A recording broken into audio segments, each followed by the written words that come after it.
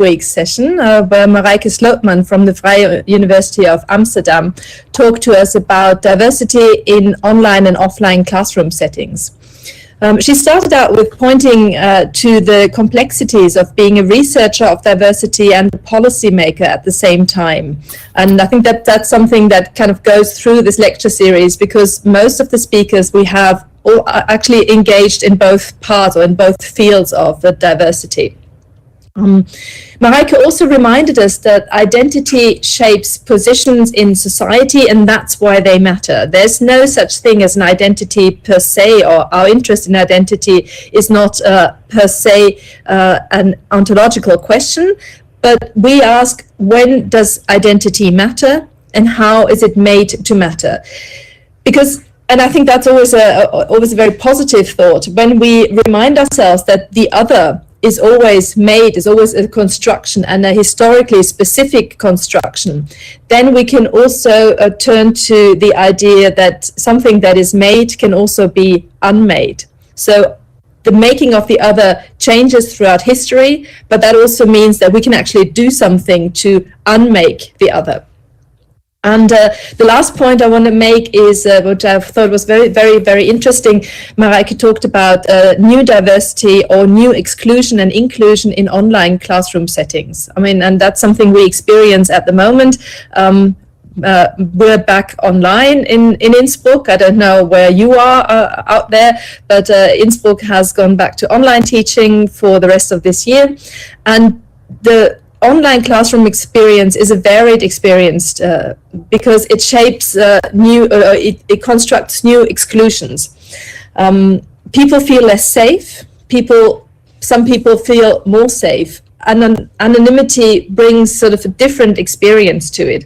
It also includes a perspective on caretaking, on and different responsibilities and different social responsibilities students and teachers have.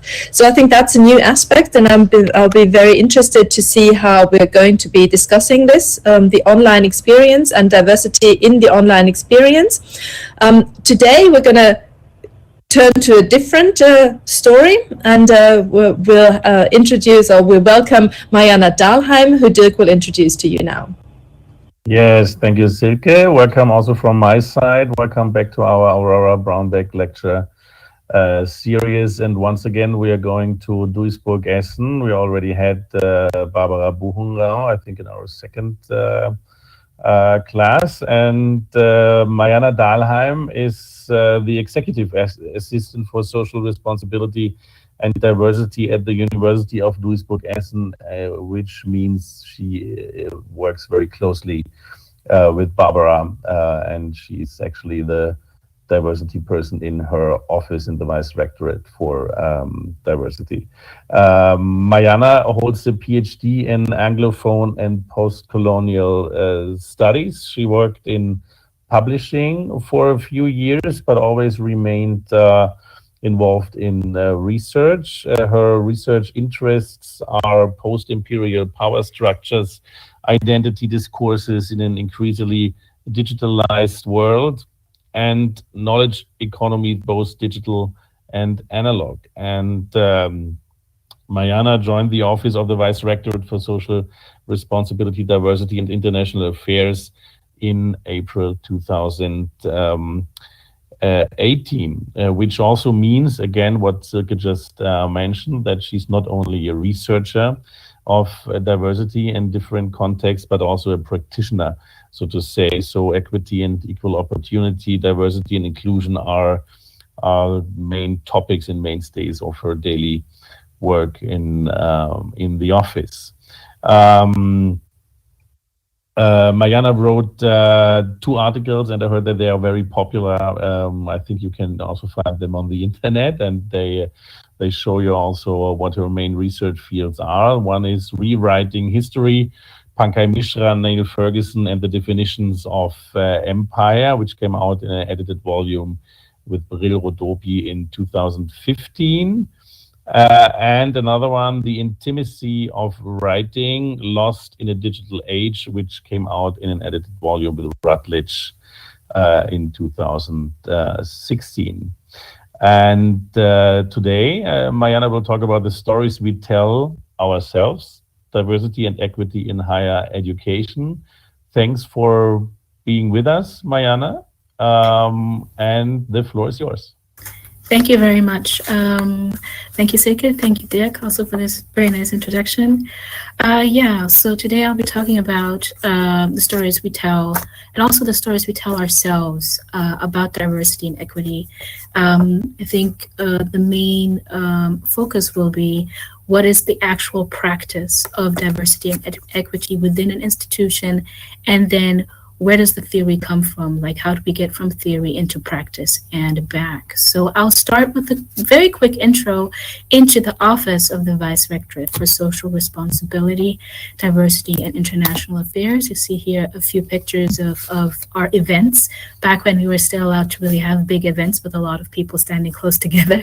And you will see one of our slogans, if you can say, is that diversity and plurality, difference and deviation, as well as mutual recognition, are core characteristics of a strong university, right? So that is where, that's basically one of the foundational mantras of the office. This sounds all well and good, but what does that mean exactly?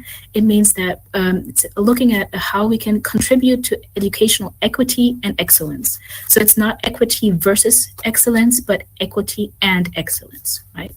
Then how to implement equal opportunities institutionally, because real change can only happen if it's actually structurally embedded. So it's not just talking about it, but actually seeing it in daily practice within the institution. This also leads to just not access, but also the success of equal opportunities. So also seeing, are the methods that we're using actually working, right? So just to see where are we headed. Then the potential of our staff and our students towards innovation, and not just as a nice concept, but to actually target it and to say, okay, this is a potential we see, and we would like to enhance it, and so that it leads to very practical results that can be used and utilized in daily life. And then strengthen the competences of all university members regarding diversity. So it's not just looking at students and seeing how diverse, we have a very diverse student population. About 30 to 40% of our student population is what one in an English context would say non-German, or in German context has a migrational background, which is way more a diverse situation than if you just say immigrant background. But so in that sense, to create an institution that really understands diversity on every level. So bottom up, top down, whether you go into admin or you go to the lecturers, there's a working concept of what diversity means. That is a goal to strengthen these competences. And then, of course, the professionalization of these processes. So it's not, again, not just talking about it, but actually making it happen. All right, so that was a very short introduction. I'll hop right into diversity, equity, and inclusion, DEI, and how we have been really rethinking it, because since 2018, there has been a marked change in how we address diversity and equity, right, and equality, and how equal opportunities really thought of and considered. So this is just a listing of the things we think about. On the one hand, DEI is a tool to avoid criteria that reproduce demographics one-to-one. So it's not just making the student body and the staff and the lecturers, etc., look very diverse, right? And that the demographics itself are not just a matter of visual diversity, but that it also goes in the regarding class,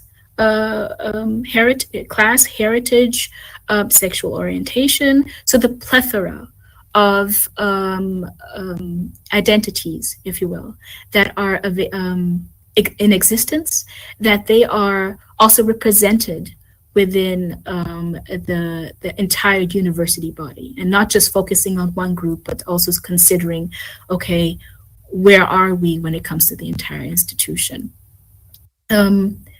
So the reason why this is something we think about is because of these are three observations we've made. Monocultures on the one side, self-selection on the other, and then what one says in German, Silo-Denken, silo thinking.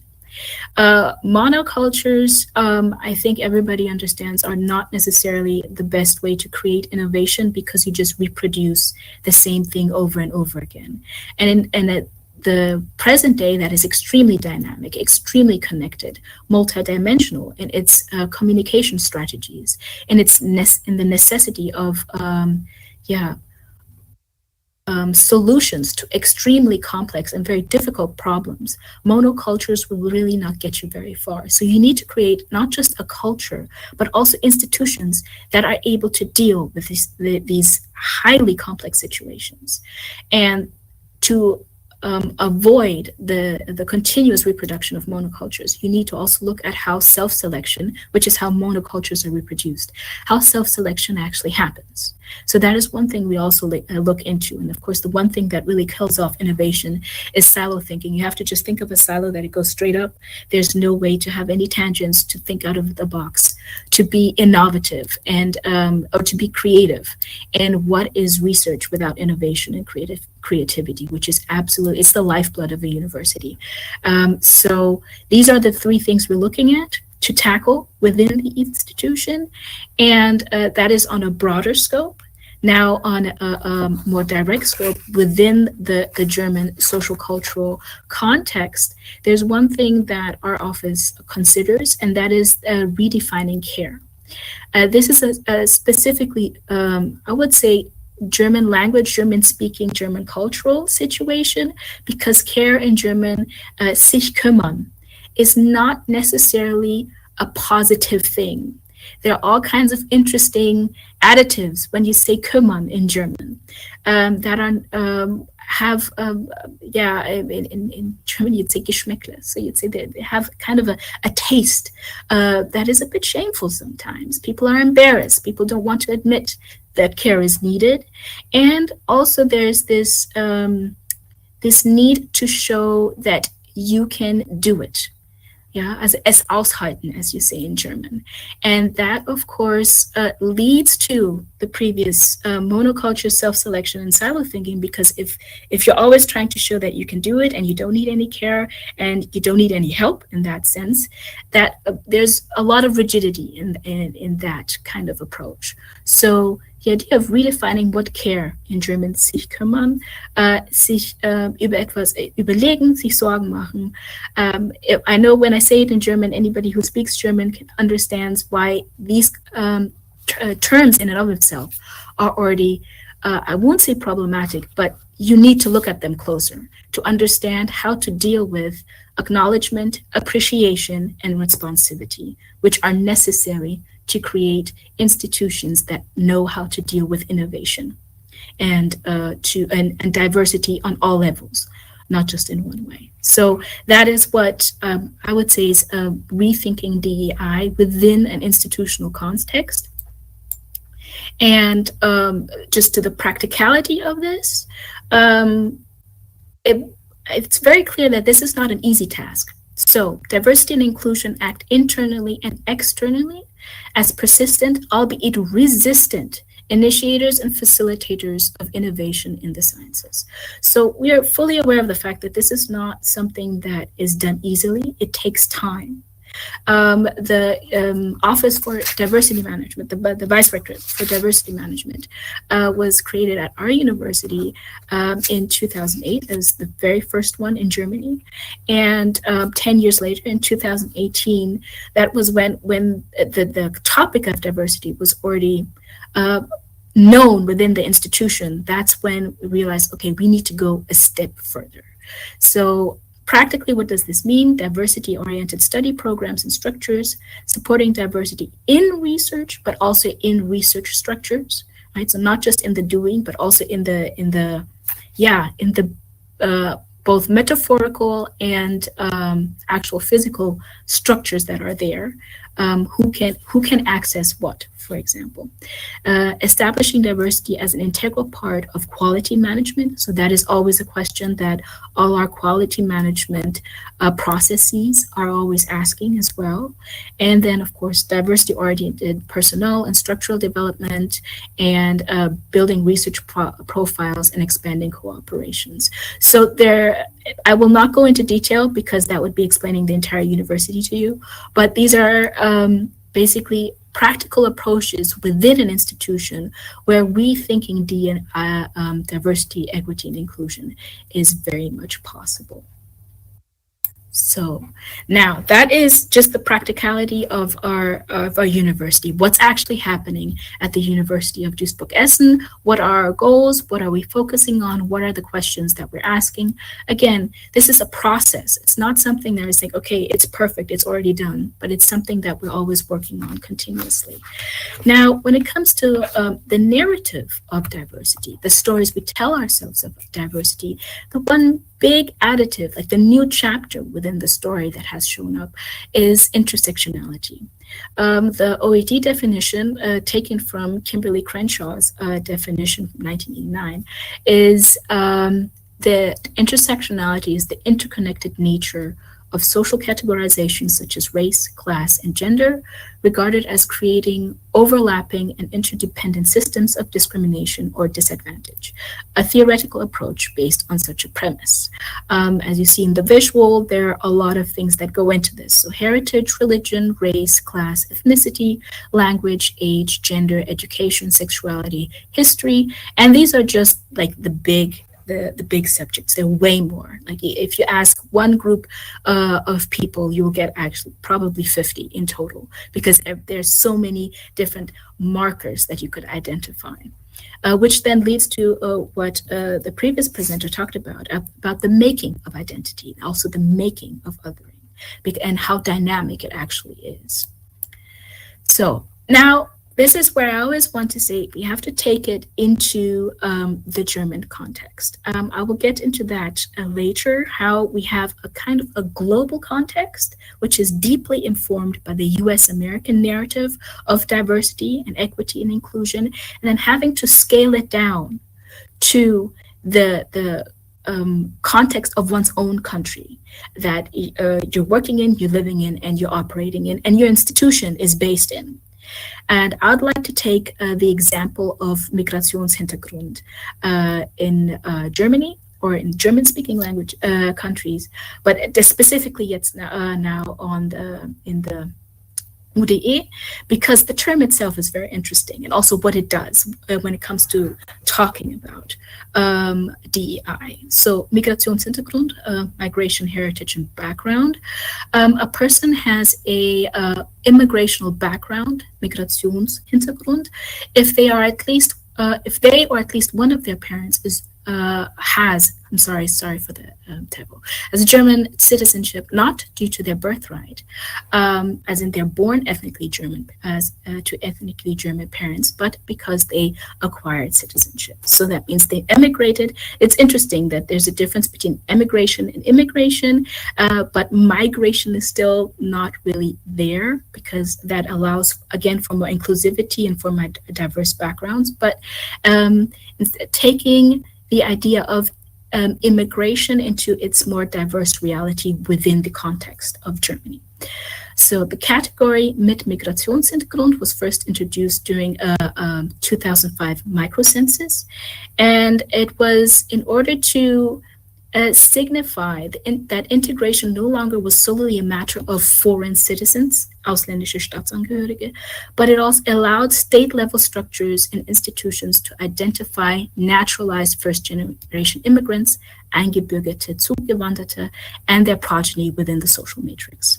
So Migrationshintergrund was somebody with an immigrational, and it's immigration, not M, not with an E, with an immigrational background, was a means to pinpoint the reality within Germany, because you could no longer talk about foreigners and people who are Germans, but there was definitely something going on within the social matrix, especially after the wall came down in 1989, when there were a lot of in German, you'd say, for example, this is just one example for one demographic, Russlanddeutsche, so Germans who were in Russia and then were invited back to Germany. And then it was very clear, okay, there's something going on here that we need to pinpoint in our 2005 microcensus that allows, that reflects this movement, this actual geographical movement, but also cultural and social movement. That was the intention behind it. Now, the problem is that this terminology is not neutral. I'm still looking for the person who tweeted this, but not long ago, I read a tweet where a young man with migrational background said, "Ich habe auch MH." And reading that in German, it sounds like a diagnosis of a disease. It doesn't sound like, oh yes, my parents are immigrants, but there's something not positive about it. It was very tongue-in-cheek. I'm sorry that I didn't screenshot it. I'm very sorry about that. I just saw it. And it made me wonder, there's been an ongoing discussion about this. And our Federal Statistical Office and our Federal Agency for Civic Education have taken up this discussion, that there's something going on with the term Migrationshintergrund as an immigrational background that it was not expected that that's what's happened. With the term, there was observable disadvantages that point to structural barriers and social processes that are exclusionary in their effect. Right? By pinpointing or creating that identity, something else happened. Just by using that term and that thereby creating that identity, something else happened within the society that a lot of people didn't expect. So what was also observed, that the term also, people who are termed mit Migrationshintergrund, it makes it more difficult for members of certain social groups to gain access to central areas of society, for example, education, which is important for us at a university, or certain professional positions, which of course is, and the end product of a university education is exactly where we would like our students and staff to end up in, thus preventing opportunities for social advancement. Which is a huge question just for every society in general. How is social advancement facilitated for all the demographics present? So the use of mit Migrationshintergrund outside the statistical deliberations is controversial because by categorizing children of immigrants born and raised in Germany as people with immigrational background, mit Migrationshintergrund, they are then immediately categorized as different and thus as those who do not really belong. So the question of belonging is once again pinpointed in a way that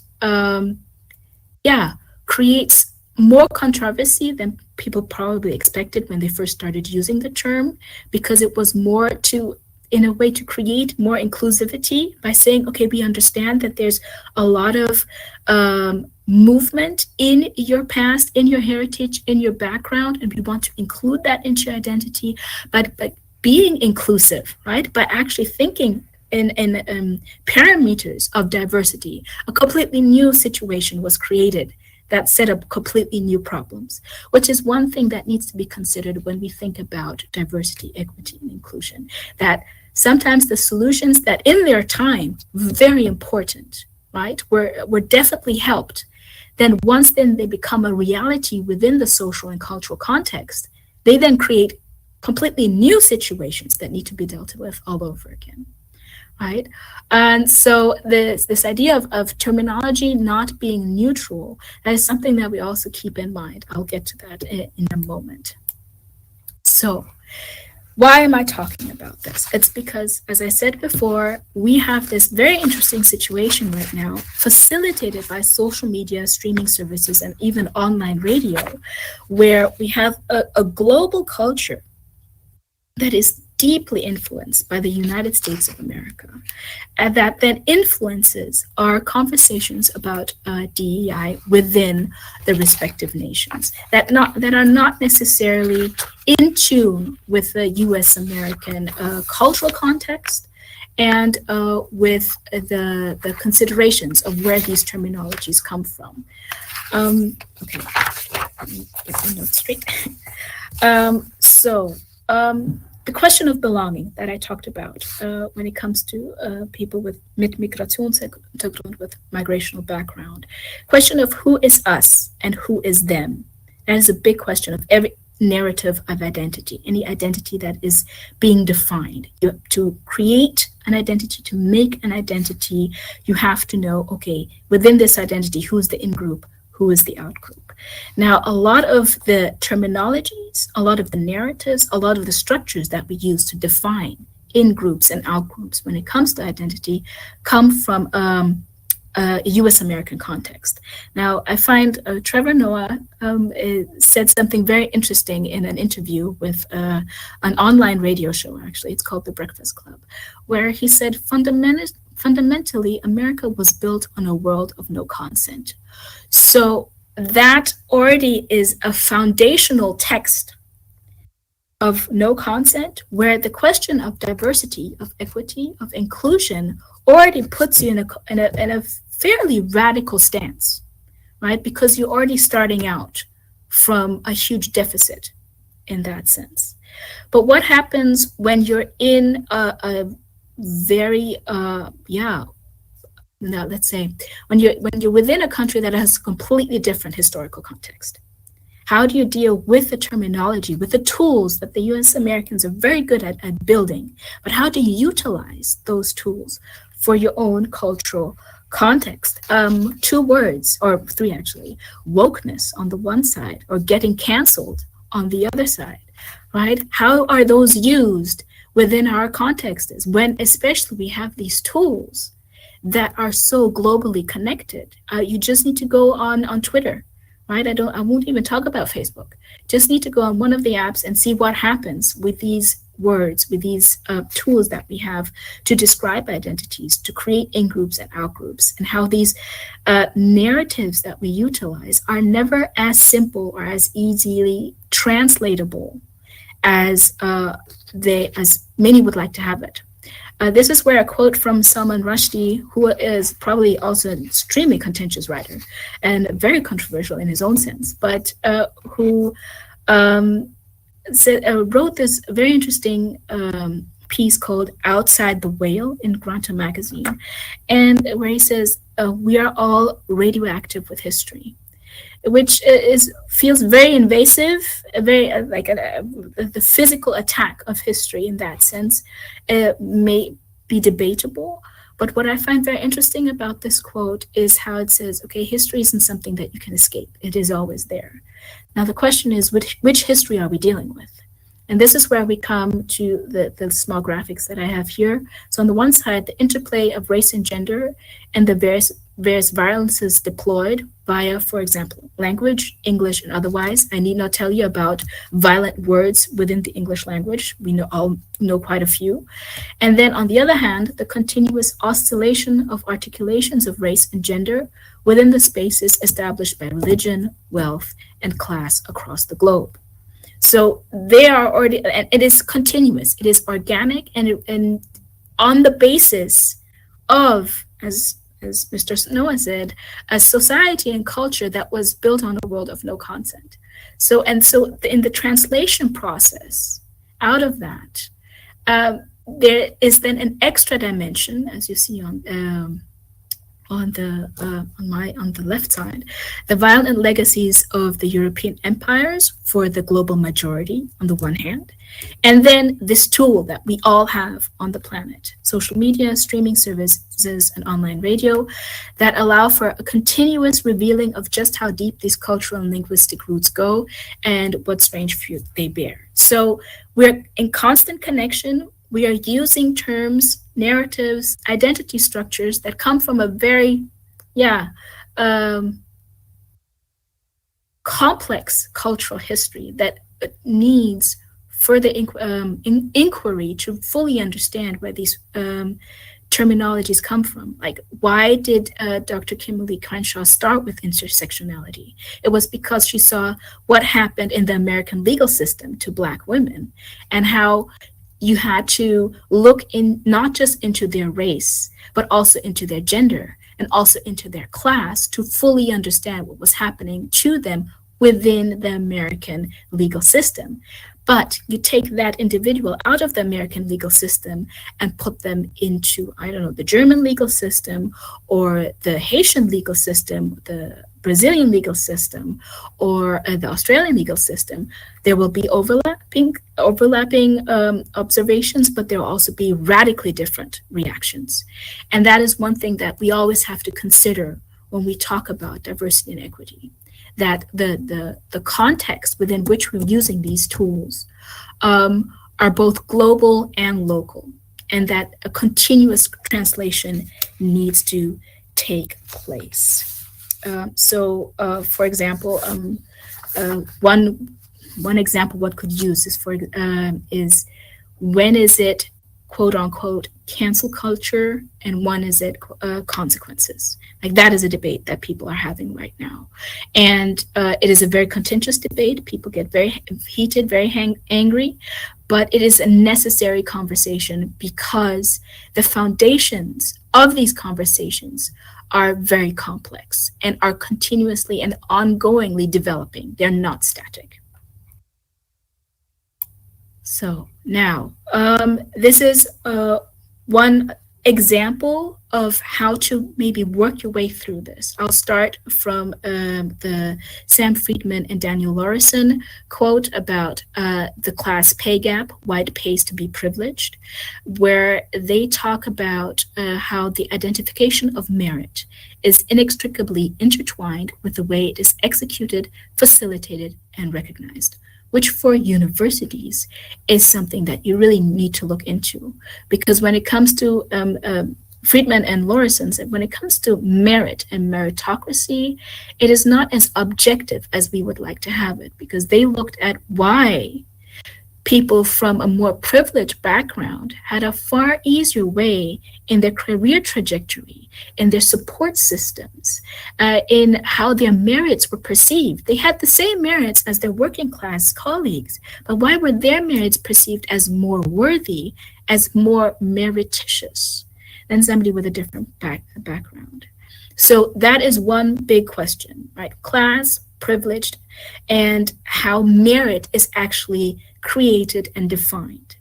Now, this one ingredient. We move over to something that Peggy McIntosh wrote about in her piece, White Privilege and Male Privilege, in Richard Dyer's White, which is now a conversation and a discussion built within the American context, which again, I would say would need further translation in a global context, but I'll take the American context first, where McIntosh writes, whiteness is an invisible knapsack of special provisions, assurances, tools, maps, guides, code books, passports, visas, clothes, compasses, emergency gear, and blanket checks. So if you add that to what Friedman and Lorison are saying about how merit isn't as objective and as neutral as we would like to have it, especially when it comes to class privilege, then we add another dimension of privilege in the whole discussion of how we deal with diversity, equity, and inclusion within an institution. And then continuously, as in the previous slide, the continuous translation from outside, from the American context into the context that you're in Germany, for example, in our case, in Germany. Now, the example that I'm giving you now is Roxane Gay. Now, Roxane Gay is a Haitian American professor. She is currently a visiting professor at Yale University. She is a self-professed Black lesbian mother warrior poet. That's how she describes herself. And in an essay that is called Peculiar Benefits on the online magazine, The Rumpus, she talked about how she had to come to terms with her own privilege as a Black lesbian woman in the United States of America. I'll just read it out loud. I attended elite schools. My master's and doctoral degree were funded. I got a tenure-track position my first tryout. My bills are paid. I have the time and resources for frivolity. I'm reasonably well published. I have an agent and books to my name. My life has been far from perfect, but it's somewhat embarrassing for me to accept just how much privilege I have. And that is, I like using Dr. Gay's example because it shows where we're going when we're dealing with intersectionality. Because Roxane Gay is still a Black lesbian woman in the United States of America. That hasn't changed. But there's also a lot of privilege there because, as I said, she's currently a visiting professor at the University of Yale, which within an academic context is, I mean, it's probably a bit more difficult to be more privileged than being invited by Yale University to come and teach. So that is also part of what we're thinking about when we talk about DEI, right? How does intersectionality actually function when it comes to the real life experiences of the students, the staff, and everybody else who is within the university structure?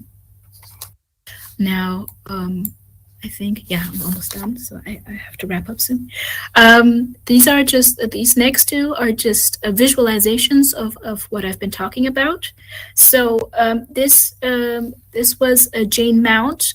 During 2020, there went this global discussion about race, anti-racism exploded because of the murder of George Floyd. She created this visualization which was a very handy tool to cut and paste and send to everybody. It's like you need a list of books when it comes to anti-racism. This was a very nice visual to use. It was deployed everywhere. I saw it everywhere. It was very interesting and it was very helpful in that sense. There's just a quick list of some of the books that are in this visual representation of a to-read list. The thing is that, as I said before, this is all within the US American cultural context, which I always think it's a good starting point. But at one point, you have to look at what's happening in your own country. What are these texts that talk about structures of discrimination, of oppression, of structural oppression, but within the American context? How does that translate into the nation you're actually living, working in, and teaching in, especially in higher education? So, for example, one book that has been, or research that has been very eye-opening is from Mazarin Banaji and Anthony Greenwald, showcased in their book Blind Spot, when it comes to implicit bias, right? And how we have biases that we're not even aware of, which then plays back into what Friedman and Larson talked about when it comes to class privilege. Why is it suddenly important what kind of wine you choose, what kind of food you eat, where you go shopping, right? How you express yourself, what kind of words you use. And this is a short tangent before I wrap it all up. This is where I also say translation is not just a matter of social and cultural translation, it's actual literal translation. Because in English, for example, I'll never forget my Dr. Pfeiffer, my philosophy professor, who always said, if you can't explain it to a kid, then you haven't understood it, which is a very American, very Anglophone approach, that you have understood something if you can explain it to a child and explain it in extremely simple terms. Then when I moved to Germany, there was this cultural phenomenon where you have to use extremely complex words to signify just how scientific you are being at this very moment. Where suddenly within the German context, with the German language, complexity, linguistic complexity, had a completely different signifier than within the English linguistic context, which made me realize, okay, translation is not just social and cultural. The way we are just use our languages already means that we need to look more closely at what we're doing. So that's just a small example. So this is my final slide, and I'll wrap it up. This is just a very small example of what is being published right now. I know Alice Haster's book, Was Weiße Menschen nicht über das uns hören wollen, aber wissen sollten, has been a controversial book within the German context. People have been fighting about it and arguing about it, but it started a discussion. Then there are translations from Robin DiAngelo to Ta-Nehisi Coates to Ibrahim X. Kendi, for example, but also older books like Noah So, Deutschland Schwarz-Weiß, and then how to and to do books within the German context. For example, Tupoka Ogete's Exit Racism. But this is always within the German context, which I find very important because certain translations need to be done so that the US American context doesn't dominate the whole conversation, and then which would then lead to conversations that very often undermine the progress one wants to make. I think I'll stop here because otherwise I'll go into overtime. Thank you.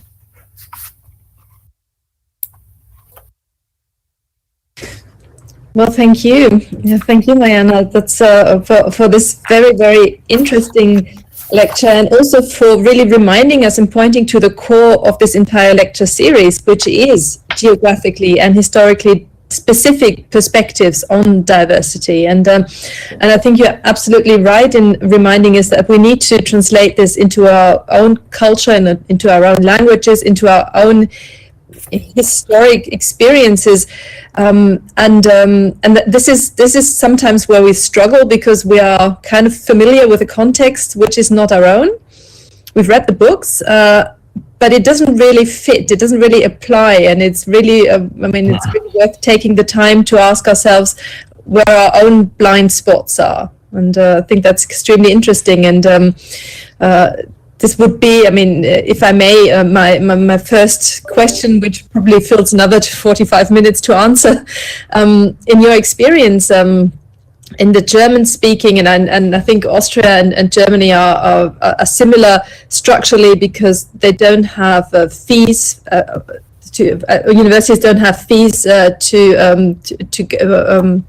for people to go there. There is sort of smaller fees, but we can't compare it to the thousands of dollars or pounds that people need to spend to get a university degree in the UK or in the US. So there is a structural similarity there, which might lead to similar experiences. But sort of, can you say a little bit more about this, the specific German-speaking context which you encountered here? I think one thing that is very interesting, I'll just take education in the sense that if you move to Germany without any understanding about how the German education system works, you will send your child to elementary school and not understand that in 4th grade, you have to be very strict with said child to make sure that it has all opportunities available. So what happens if you don't know this? Suddenly your child who actually would like to become a doctor, but was sent, it's a 3-tier structure, right? But because you didn't know that in 4th grade, you have to take care of the grades your child gets, you thought, oh, they're young, it's okay, that's not a problem. And they didn't pass to go to the secondary school, a gymnasium, here in Germany. And then you realize to get that certificate that you need to go to university, the Abitur, is going to be far more difficult. It's now way easier than, for example, in the 90s, to be able to acquire Abitur in what in German is called the Zweite Bildungsweg. So the second, educational route, I think that's the way you could call it, but it's the second one, right? It's not the primary one, and it's far more difficult. That will already make things far more difficult to for social advancement, and that is one thing that I always feel people should tell parents who move to Germany, is like, be aware of how the educational system works, because the funneling into the tiers within the society happens very early in one's life. And although it's become far more porous than it used to be, the structures are still very hard to break through in that sense. So that is just one very small example. The other one is, of course, the different Germans that exist, and the different types of German. In English, your accent says a lot about where you studied, what kind of educational background you have. That's not so much the case in Germany, or in the German-speaking context. You can have all kinds of accents, but the choice, the word choice, your word choice says everything about your education. So you can, again, parents who insist you need to learn High German, Hochdeutsch, stop speaking in a dialect. Because in their cultural context, the dialect shows that you're uneducated. But then their word choice is such that a lot of people are just like, well, you have a very nice accent. Your German is very clear, but why are you speaking that way? Because in the German context, word choice shows your social status. Yeah, I would say that would be the difference between English and German, for example. Yeah, because sorry. Yeah, no, if I can just add just one thought to that, because my own experience is, I spent some time in the US, but I was a Fulbright scholar, so not really immersed in the system, but quite a few years in the UK at Nottingham University, which was an expensive university, can I just say? And then, of course, in the German and Austrian system. And I always thought that with the lack of sort of visible economic boundaries, say you don't have to pay to go to university in Germany and in Austria. So what follows is that everybody can go. So that kind of makes the socioeconomic boundaries, which are there, of course, but it makes them more invisible. So, and it kind of promotes this, what we've called so far, the myth or the narrative of merit, because everybody can make it. You don't have to pay. So therefore you can go and enjoy your education and make something of yourself. So this is sort of the myth that is, I think, a little bit more pronounced, because there isn't that sort of very obvious, visible or tangible barrier of having to pay an enormous amount of fees. So that's something. It makes the class issue a little bit more invisible, I think, in the German-speaking context. That, I don't know. That's just my impression. I don't know what you would say about this. It's unquestioned because studying is free. So if you didn't make it, you don't have to pay for it. So what did you do wrong? And then I would like to there's one word, Bildungsbürgertum, right? That in and of itself. How do you translate Bildungsbürgertum in English? It's it's the middle classes who have an incredible amount of education, so that by the time you reach university, you have basically already gotten several courses in literature, in culture, in all these little details about how the country works, about how a university works. There's a lot of things about universities that you're just not told about, right? But because somebody in your family went to university. So they say, oh yeah, you have that problem, go and speak to go to the dean's office on this and this day, because that's when you'll find somebody who knows what you're dealing with. That is information you will not have if you don't have somebody in your family who went to university. And so it's called the hidden curriculum. And the hidden curriculum starts in your family. It starts so much earlier. As I said, that's why I always say, people who move to Germany, I always like to tell them, watch out for your kids in 4th grade, because the hidden curriculum is often already taught in school as in gymnasium, especially if teachers realize, okay, you maybe don't have parents back home who come from that particular social status. Many will help you, many won't, but many was like, okay, I realize you don't know this, you need to read that, or you need to watch this. Or just in conversations, I remember just understand names. right? In the German context, just being able to understand who Marcel Reich-Ranitzky is, which for my generation is still a name that if you don't know who that is, you are already showing how much knowledge you were given in your teens, in your 20s, etc. And the class markers are very different. They're far less material in a way, because the societies themselves are fairly wealthy. So let's say it like this. You really can't impress a person in Germany with driving a BMW. People will say it's a nice car, but it's not this wow effect like you would have in the United States of America. So the class markers, the markers of privilege are different and far more subtle, and in that way also very often largely uncontested, I would say. Yeah, thank you so much also from my side for this fascinating lecture. And you already talked a lot about meritocracy earlier, right? So that goes back to this. But shall we turn to the questions that we received in the chat? So, so first one is, thank you for the interesting lecture. Could you give some concrete examples from your work? How do you implement diversity politics? And that might go back to the beginning of your lecture, because you started out with this, how do you come from theory to practice, right? Especially, as most of us are researchers in that field, but also practitioners. So maybe you can give some concrete examples from your work at UDE, and also maybe say something about how your theoretical work inspires that. All right. I have to say we're lucky because we basically came into a university that had already built its structures.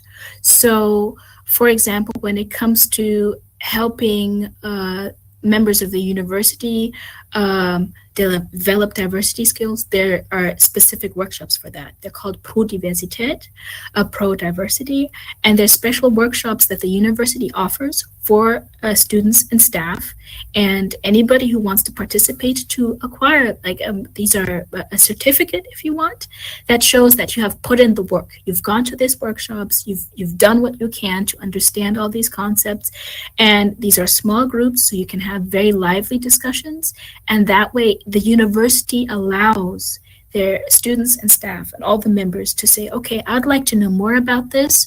I have this very diverse team. I don't know what to do with it. Where can I get help? And the university says, okay, here's a roster of workshops that we offer. This is one thing you can do. Then, of course, the university has a diversity strategy that was actually written and ratified. It says these are the goals that we have in mind, and where we would like to implement these concepts into the institution. One of them is also diversity monitoring. So we're looking at our student body, how many of our students come in, how many finish their studies, how many leave. So we have an operational system that looks at the statistics. Sometimes clashes with the very strict German Datenschutz. So when it comes to just information from the citizens, but the structures are already there and the tools are there. So that is one way. As to how our research and my own research bleeds into my work, the fact that we were looking at how care, acknowledgement, and how acknowledgement actually functions within the university. I think that is one thing, when understanding that care needs to be looked at, understanding that when it comes to monocultures, we have to look at how groups self-select, right? How does that happen? And so looking into the research on how self-selection happens, that's how I ended up with Professor Bonagi and Professor Greenhall's research. They're Harvard researchers who are directly looking at implicit bias and how that fundamentally influences how selection processes work. And that's what bleeds then into my work. So we we observed a lot of things. There was a lot of self-selection going on. It's like, why does that happen? And we look for the research that's happening and then try to like implement it. So we started talking about implicit bias. We started using terms like Habitus in German, right? The habit of your social class, and saying this is something you need to look into. And so, that starting a discussion is very important because it gets people to think. That doesn't mean that they'll be very happy about that discussion, but at least they're thinking about it. And out of that, then you can create structures because people are already talking about it. Mm-hmm. Can I just jump in there because you mentioned the monitoring, and I know a little bit about your monitoring. I actually learned a lot about from your former colleague Karin Stammen. Because you are as far as I can see it in Germany, the university which has the most experience with it, right? With diversity monitoring, and that somehow I have the feeling brings us back to the discussion about the term migration background, right? Because it's a census term and it was introduced by the census, but it also, as you stressed in your talk, creates its own reality afterwards, right? And it somehow reifies what we actually want to get rid of, right? So it reifies different parts in society, and it reifies this experience of immigration for many generations also, right? So people who have never migrated, are called people with migration background. So they never had the experience of migration because they were born in Germany. So it shows this, what you talked a lot about, this weird ambivalence. We have to mark it if we also want to talk about it, right? And if you want to take care of it, as you called it, and if you want to change it. But it has this flip side of also creating a specific reality and keeping it, in the reality and not getting rid of it, right? And so I was just wondering, especially in light of the fact that you have this enormous experience with the monitoring for many, many years. How do you see that? How effective is also that monitoring? Because also there it comes down to numbers, right? And if you want to have numbers, it needs concrete categories. Otherwise, you cannot come up with numbers. And then you can say, compared to 2 years ago, we've gotten better. So how does that work for you over the last years? And is that really effective, or has it more ambivalences, this way of monitoring diversity? I don't think it is either or. It has helped us identify where we need to put in more work, but it also has shown where there's progress. When it comes to equity, it has shown, okay, there has definitely been an increase in more female professors, for example, and that we're definitely getting ahead there. Like we're reaching goals that we wanted to reach. When it comes to our student body, that's when we realized, okay, how far can we go without identifying particular individuals, maybe not in matters of ethnicity, but in matters of sexual orientation or sexual identification? Then we have a problem, and then we have a legal issue, right? Because then the numbers are so small that you could basically pick out people, and you don't want that. So that has led to questions of what questions can we ask that will lead to answers that we can actually utilize, because sometimes you get an answer, it's like, that was good to know, I can't do anything with that answer. So it is a tool that is being refined, basically with every semester and with every new data set Mr. Stammen and Frau Ebert get, and we're very indebted to them. They do fabulous work, every time I have a conversation with Karl-Heinz Stammen, the first thing he will tell me is like, well, that's probably not the right question to ask. So just by asking the question that I have, the response I'll get will force me to recalibrate how I think about a problem, right? I can't just sometimes I do just show up, and I think my questions are sometimes very frustrating, but it also shows the limits of data, but also what you can do with data. So I wouldn't say either or. We've gained great progress in certain parts, but it has also shown that also the way we think about personalized data, if anything, when it comes to the current pandemic situation we're in, when it comes to personalized data, humongous question, which ties into also what we're dealing with when it comes to diversity monitoring. It's like, how much data is enough and how much data is too much? And then, okay, if you don't mind if I add this tangent, this is when then the historical context comes into play. Because in the German context, having the state know everything about you is historically, I understand why people get uncomfortable. I totally understand that. And it goes very deep, right? And you can't just put it off. It's just, in German, you'd say, ach, hab dich nicht so. It's like, no. That is historically very understandable that the entire population would like a discussion about that. And that is something you also have to take into account, which in the French context, for example, is a completely different situation, in the British context as well. And then, but US America is a completely different context on top of that. So that is another. Yeah. Shall we take the second question again from the chat? So again, what a great lecture. I've been thinking a lot about the overwhelming emphasis on US discourse and conceptual tools in academia within the EU context. Would you suggest that the distinction between native and with foreign background is only useful for census purposes? Would it be similar to the construction of race, something to be pointed out only when inequalities based on racism occur? Okay. It's a lot. Thank you for the question. Okay. I think we have to go back to why the term migrational background or Migrationshintergrund was started. It's because of the observable distinction of a large demographic group.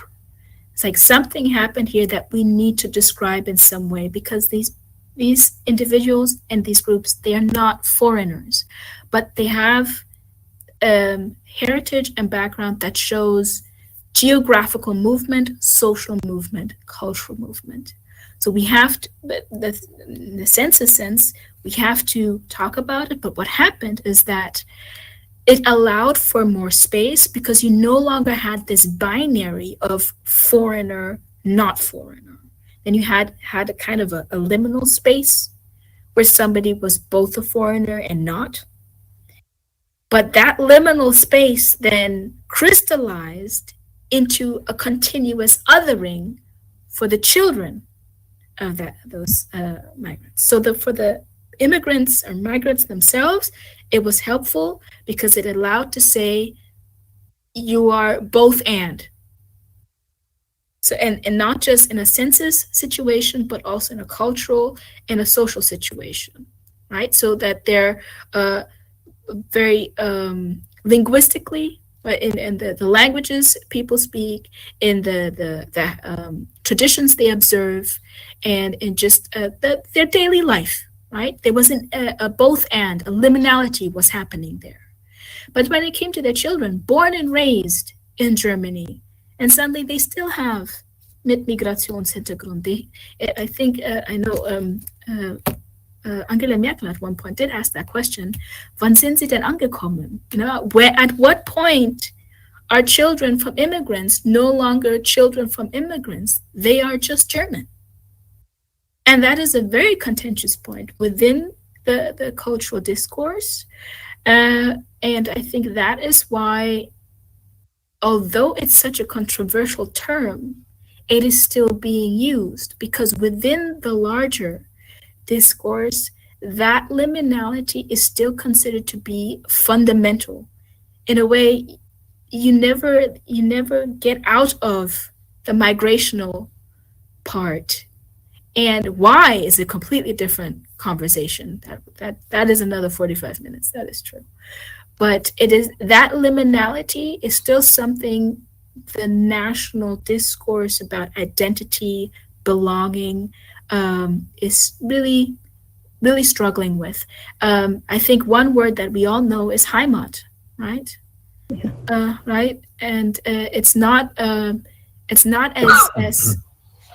as aggressive and just malicious as the cricket test, right, in Great Britain, where the final test was which cricket team are you cheering for, but it is a question. It's like, in German you'd say, wo fühlst du dich zu Hause, beziehungsweise wo ist denn deine Heimat, right? And that question, some people already get mad if they're asked that question. It's like, why? And that it's a very long-winded way to say that I don't think that's what I would do. I think it's really important to go back to the point that you stressed that we're in a process. You know, we're by no means are we there yet, and I thought also, I think you can also link this back to the question of visibility. I mean, belonging is you can sort of, if you want to work on making somebody belong, then they have to see themselves represented. That's kind of a common understanding of belonging. How can you represent minorities? You need data. So, and I remember that a student came to me and said, and she was furious because she had to tick a box about ethnic background. You know, why do they care? This is a university. They shouldn't care about where I'm from. And of course, you know, she was right from her perspective, and I felt for her at the time. On the other hand, we need to know about everybody. So we need to know about backgrounds. We need to know about family backgrounds. But the first, the second, the third generation at universities, what you talked about before. So making sort of differences visible, I think, is important, and only by making them visible, you know, kind of on a daily basis, going back and forth, and really getting familiarized with the process of being different, and thereby maybe at some point optimistically taking the sting out of being different. But I think the whole process needs to go through this visibility issue. I think that is one. I know it frustrates a lot of people. I've had conversations where it's like where people want to say, okay, where they would like me to tell them do A, B, and C, and then it's done. And they get very frustrated. It's like, no, this takes a long time, and it is a continuous process because humans aren't static. This is a human being issue, if you want, and this is something that requires continuous work. Yes, it's frustrating, it can be exhausting, but if the change doesn't happen overnight, it has to be continuous, and very often it's in small baby steps, and then when you look back you realize how far you come, but while you're doing the journey, it seems to take ages. I'd like to take up what your experience with the student. One thing I always like to point out is that silence isn't necessarily a good thing. I understand her discomfort in articulating that which others her from the majority. I completely understand that. However, what I would suggest to said student is to look at the silence of that majority. Why is the articulation so uncomfortable? Why is difference positioned as something inherently negative? Which goes back to monocultures and self-selection, right? Because the articulation of difference, as long as it's considered as negative, means that homogeneity is the positive, that sameness is the positive, and which of course deadens the whole conversation, because creativity requires difference, deviation. It requires that somebody thinks out of the box. But if thinking within the box is the positive and thinking outside the box, being different, being other, is the negative, the innovation dies in between, because you're never outside the box. You just get yourself over and over and over and over again. So when I am approached, it's like, why do I have to say this? Oh, come on, this is annoying. Who cares? I'm just like, why is it that that discomfort with differentiation, that is what needs to be looked at. And it's very difficult because Germany says, es geht einem an die Substanz, right? It goes so deep and it immediately becomes very personal. And suddenly it requires levels of self-reflection that a lot of people are not used to having in their daily life. But I would say the university context is a very good context because we have all the people who are already there, who are used to asking difficult questions and investigating use, not just practical use, not just physical use, but also linguistic, structural, societal, and cultural use. That would be my answer. Can I just ask a question we talked about last session, and I thought it's very interesting. To implement this in the classroom, I mean, would you address people, students, as experts of their being different? Ooh, okay. This is where I feel what really makes things difficult is social media. Because in my current observation is that a lot of students are very adept in the terminology. I just have to look at Instagram feeds and you will get a very quick masterclass in anti-racism with all the buzzwords. And you will get the feeling that you really understand what you were told. And where I'm just like, actually, you would probably actually sit down and read the books, not just get the social media buzzwords, but you'll have to sit down and do the work. So are students experts of their own identities? Ooh, I think subjectively, I think they would say that. I think everybody subjectively believes they're an expert of their own identity, but I get skeptical when there's a refusal for inquiry. That's when I get skeptical. When the individual is open to questions and discussion, then I'm like, okay, I think I will believe your self-definition of being an expert. But if any question that deviates from their own self-definition creates very contentious situations where it's very clear there's no interest in discussion or self-reflection, then I get skeptical. Mm-hmm. I would have another question for you. Since you're working in that field for some time now, and you said it's a long process, right? And I think I remember that Barbara Buchenau said the same. It's a long process. Also, if you want to change institutions when it comes to diversity, is it in your view and from your experience? Is it an ongoing success story of small steps of success, one after another, or is it also a story of setbacks and changes in the wrong direction? Again, I mean, we've seen that in many countries lately, right? I mean, also diversity discourses or anti-genderism, Eastern Europe, or think about Trump or whatever. So I think there are many examples. So from your very regional perspective, right, in Germany, is it a continuous success story? I mean, it's small steps, but it's always getting in the right direction and it's getting better and better. Or is it also a story in the last years of going in the wrong direction again? I think if you'd have asked me this question in 2019, I would have probably said there's a certain amount of stagnation going on where people are saying, okay, that's enough. And then 2020 happened and globally everything changed. We are having discussions now that would have been unthinkable 2 years ago.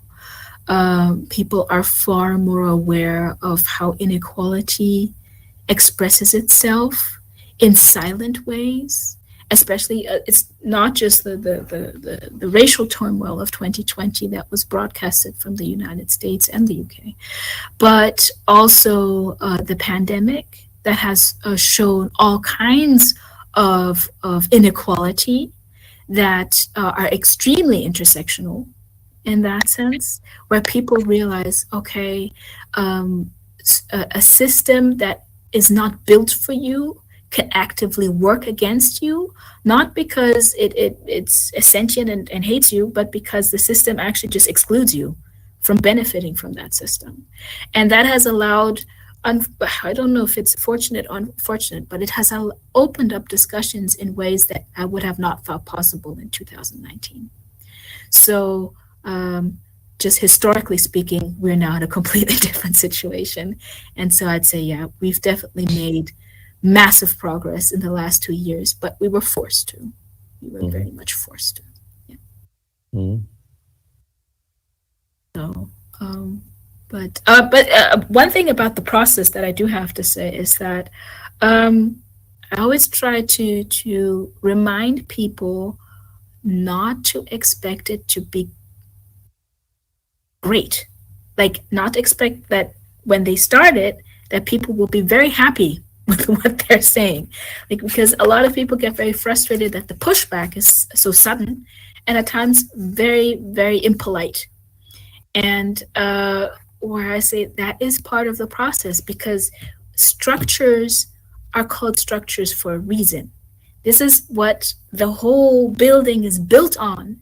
And then we're the people who are basically coming in since, okay, that corner, it's load bearing, but you need to fix it. And of course, that will lead to all kinds of reactions. Some positive, because there'll be people like, finally somebody said it, right? You'll get that reaction. But you also get the adverse reaction of just like, why are you always complaining, right? It's like, it works. Well, if it ain't broke, don't fix it. And just like, well, who said that? It is not broke. And so that is one thing when it comes to these really long processes that are focused on deep structural change. I always say, bring patience with you. In German, you'd say, einen langen Atem haben. Right? You really need to take your time, stop for food and water, and keep on going. But it won't happen overnight. But then when it happens, when you look back, you realize, okay, I don't think that the conversations we had in 2020, like what exploded globally, when it comes to discrimination, oppression, I don't think that would have been possible the way it was if there hadn't been decades of work before that. Because people had the tools, people had the books, people had the YouTube videos, had the lectures. People could say, read this, read this, read this, do this, do this. Like, it was all already there. So when it was needed, it could be provided. So even if I like to say, even if at first it looks like you're working towards a void, there always comes a time where suddenly somebody shows up. It's like, you know about this. I need your help. What you have, and then of course that's when you take out your whole catalog. Okay. Does that already sound like a final word, at least for today? Yes, it does. Okay. Yeah. Okay. Excellent. So thank you so much, Mayannah. It was a fascinating talk and great discussion with you. Thank you. And I mean, that's actually true for all the colleagues we had here from our Aurora University. We hope to see you in person in the near future. We'll see how that works out, but hopefully we can do that. Would be great. Thanks for your time. And next week there is a holiday in Austria. And in 2 weeks we will meet again, same time, same place. And we will meet with Maura Striano and Annalisa Amodeo from the University of Naples, Federico II again. And they will talk about valuing differences to promote well-being and inclusion, the experience of the anti-discrimination and culture of differences section at the University of Naples, Federico II. So I hope we will see you there in 2 weeks. And thanks again to Mayannah, and Silke has the final of all words today. Which is only going to be goodbye. Have a great time. Stay safe. Bye.